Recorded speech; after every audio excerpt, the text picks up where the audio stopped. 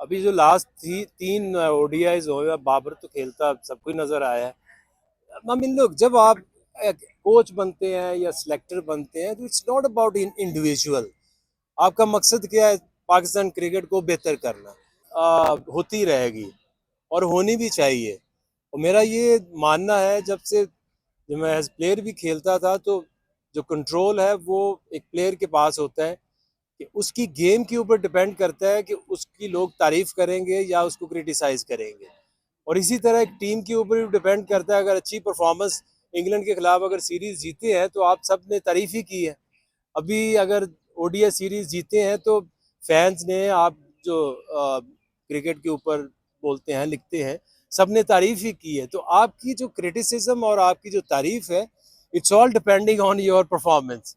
Team अच्छा करेगी, definitely लोग तारीफ करेंगे, और नहीं अच्छा करेगी तो सबसे पहले तो मैं ही सामने आऊंगा कि जी ठीक है, आपकी तनकीद बनती है, हमें अच्छी परफॉर्मेंस देनी चाहिए। और साइम अयूब को अगर आप देखें तो एक अच्छी तरफ वो जा रहा है। T20 से करियर शुरू किया, वो इतना अच्छा उसका वो रन नहीं गया जो इनिशियल उसने कोई 23-24 मैचेस खेले हैं। बट अभी जिस तरह से वो डेवलप हो रहा है टेस्ट मैचेस में और वनडे में, जिस तरह उसने अपना टेम्परामेंट और टेक्निक दिखाई है, इवेंचुअली डेफिनेटली एक अच्छी ऑप्शन है। और आप देखेंगे कि जिम्बाब्वे में भी काफ़ी नए प्लेयर्स को मौका मिलेगा। कोशिश यही है कि अभी ज़रा ओडीआई के ऊपर ज़्यादा फोकस रखें, टीम को क्लोज इन्वायरमेंट में लेके जाएं, फाइनलाइज करने की तरफ जाएं, और T20 को अभी थोड़ा सा ओपन रखें। आपको टैलेंट मिलेगा ही तब जब आप ओपन रखेंगे, नए प्लेयर्स को आप मौका दें। आकिब भाई, अभी जो हालिया T20 सीरीज हुई है उसमें पाकिस्तानी प्लेयर्स का इंटेंट थोड़ा कम नजर आया है। हमें स्ट्राइक रेट का काफ़ी प्रॉब्लम नजर आया है। क्या समझते हैं कि पावर हिटर्स की हमारे पास अभी कमी है बेंच स्ट्रेंथ के अंदर? क्योंकि जो लास्ट वर्ल्ड कप हुआ था उसके अंदर हमने इफ्तिखार को भी मौका दिया, आसिफ को भी दिया, फिर उसके साथ साथ खुशदिल शाह भी थे और बाकी पावर हिटर्स थे, हैदर अली भी थे। उनके ऊपर पीसीबी ने काफ़ी इन्वेस्ट किया था। लेकिन अब नया एक सेटअप आया, नई सोच के साथ आप लोग आए हैं, तो कितना मौका देंगे नए यंगस्टर्स को और किस तरह से इनको स्ट्राइक रेट के ऊपर काम करेंगे और पावर हिटिंग के ऊपर काम करेंगे? क्योंकि पाकिस्तान एकदम से जीरो नजर आया पावर हिटिंग के अंदर जब हम बात करें, खासतौर पर T20 में। देखिए, जब हम बात करते हैं ना स्ट्राइक रेट की, तो वो वेरी करता है। अगर आप लास्ट T20 देखें जो यूएस में स्पेशली मैचेस हुए, तो वो तो 120 विनिंग टोटल था। डिपेंड करता है कि आप कौन सी कंडीशंस में खेल रहे हैं। अगर आप देखें तो जहां ऑस्ट्रेलिया, उनके बैट्समैनों के लिए वो होम कंडीशंस हैं, अगर वो T20 में 148 पे आउट हो रहे हैं तो पाकिस्तानी बैटर्स के लिए भी वो सिचुएशन मुश्किल ही होगी। तो आपने हमेशा देखना है कि जब जैसे ही आप सब कॉन्टिनेंट की बैटिंग पिचेस पे आते हैं, तो आपका जो टीम टोटल है, जो स्ट्राइक रेट है, वो बढ़ना चाहिए। अगर आप यूएस जैसी कंडीशंस हैं, या अभी जो ऑस्ट्रेलिया की प्री सीजन जहां बॉल मूव हो रहा है, बाउंस हो रहा है, तो वहां उनकी भी किसी भी मैच में आपको नहीं लगा कि उन्होंने 200 रन कर दिए हैं। इवन के वनडे में 180 170 पे वो आउट हुए हैं।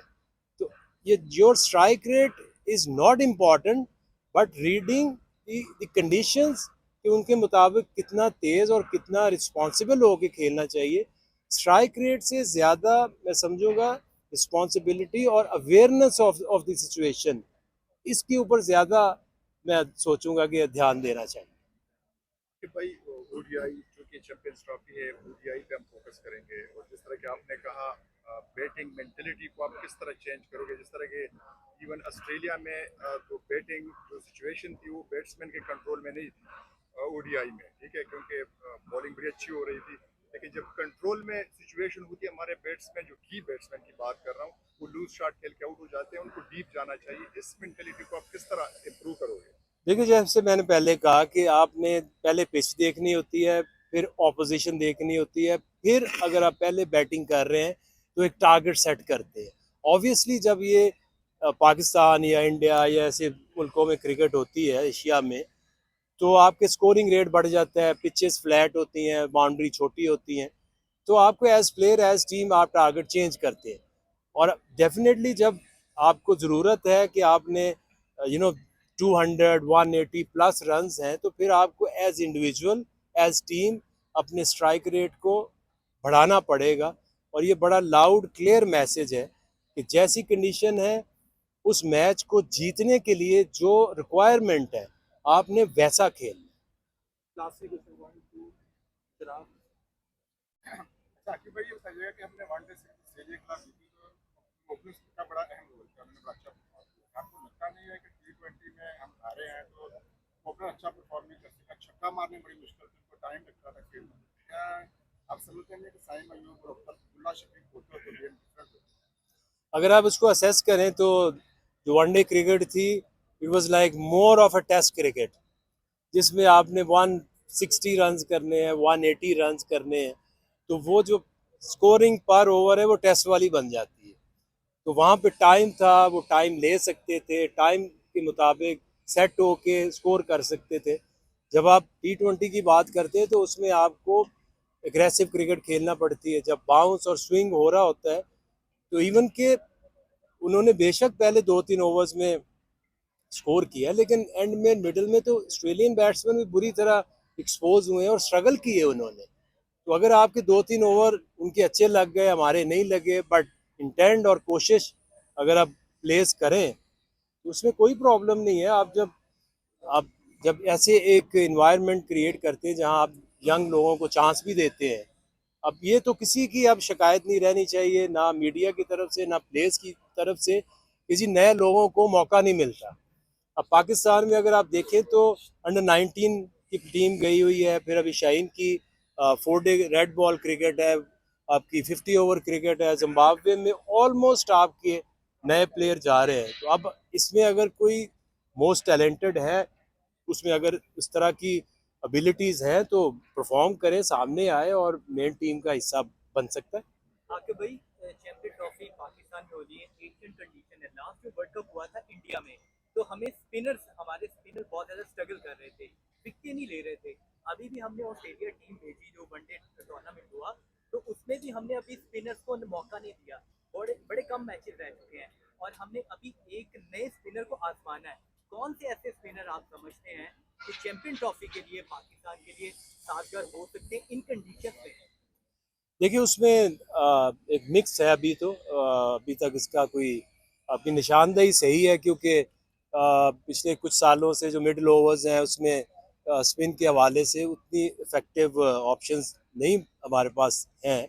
लेकिन इसीलिए हम नए प्लेयर्स को भी चांस दे रहे हैं और आप देखेंगे कुछ जो पुरानी ऑप्शंस थी उनको भी इंक्लूड करेंगे और चैंपियंस ट्रॉफी तक इस तरह के बॉलर्स हम लेकर आएंगे कि जो प्रॉब्लम है उसको फिक्स किया जाए और मिडिल ओवर्स में ऐसे इफेक्टिव स्पिनर्स जो हैं वो खिलाए जाएं। अच्छा आके भाई, ये बताइएगा कि जब आपकी सिलेक्शन यहाँ पे ऐलान हुआ था कि आप अबूरी हेड कोच होंगे, तो पाकिस्तान के एक्स क्रिकेटर बासित अली ने एक निजी चैनल के ऊपर कहा था, ये दावा किया कि अब बाबर आजम T20 टीम में पाकिस्तान का जो है वो कंसल्टेशन उनकी नहीं होगी आकिब की होते हुए। तो आपके इसके ऊपर क्या है कि बाबर आजम कुछ उनको T20 टीम में उनकी कंसल्टेशन होगी या नहीं होगी आपके होते हुए? अभी जो लास्ट 3 ओडीआईज हुए, बाबर तो खेलता सबको ही नजर आया है। I mean, look, जब आप कोच बनते हैं या सिलेक्टर बनते हैं तो it's not about individual.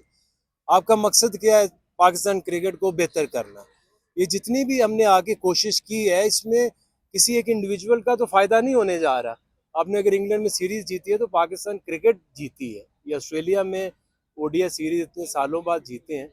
Focus सिर्फ ये है कि पाकिस्तान क्रिकेट में एक जो पॉजिटिव इमेज है और जो रिजल्ट्स हैं वो लाने की कोशिश करें। बाकी इंडिविजुअल्स जो बेहतर आपके प्लेयर्स हैं, बाबर हो गया, रिजवान हो गया, और भी जो सीनियर प्लेयर्स हैं, उनकी एक वैल्यू है, उन्होंने ओवर द ईयर्स पाकिस्तान के लिए परफॉर्म किया है। तो आई डोंट थिंक कि एक इंसान की अपनी अपनी राय होती, बट हमारा मकसद कोई एक इंडिविजुअल को टारगेट करना या इंडिविजुअल को देखना थोड़ी है। Thank you very much. यार रिक्वेस्ट